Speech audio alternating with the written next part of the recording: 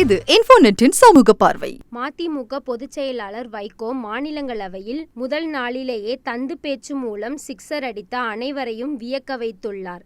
வைகோ பேசுகையில், தமிழ்நாட்டின் காவிரி பாசன பரப்பை, விளைநிலங்களை முற்றிலும் அழிக்கக்கூடிய பெருங்கேடான மீத்தேன், சேல்கேஸ் உள்ளிட்ட ஹைட்ரோ கார்பன் எரிகாற்று கிணறுகள் தோண்டும் திட்டத்தை நடுவண் அரசு செயல்படுத்த முனைகின்றது. பிரதமர் நரேந்திர மோடி தலைமையிலான அரசு இத்தகைய அழிவு திட்டத்தை செயல்படுத்துவதில் மிகவும் தீவிரமாக இருக்கின்றது. 636 நச்சு வேதிப்பொருட்களையும் கலந்து நிலத்திற்குள் செலுத்தப் போகிறார்கள். இதனால் அந்த பகுதியில் உள்ள ஒட்டுமொத்த பாசன நிலப்பரப்பும் சீரழிந்துவிடும். மேற்கொண்டு விவசாயம் செய்ய முடியாத நிலை ஏற்பட்டுவிடும்.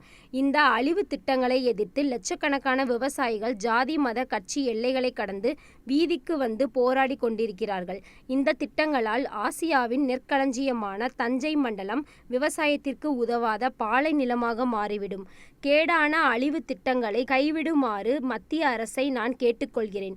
இல்லையேல் தமிழக மக்கள் மத்திய அரசுக்கு எதிராக கிளர்ந்து எழுவார்கள் என எச்சரிக்கிறேன் என்று வைகோ பேசினார். மேலும் இது போன்ற சமூக நிகழ்வுகளை தெரிந்து கொள்ள லைக் பண்ணுங்க, கமெண்ட் பண்ணுங்க, ஷேர் பண்ணுங்க. எங்களுடைய சேனலை சப்ஸ்கிரைப் பண்ணுங்க. பக்கத்துல இருக்கிற பெல் பட்டனை பிரஸ் பண்ணுங்க.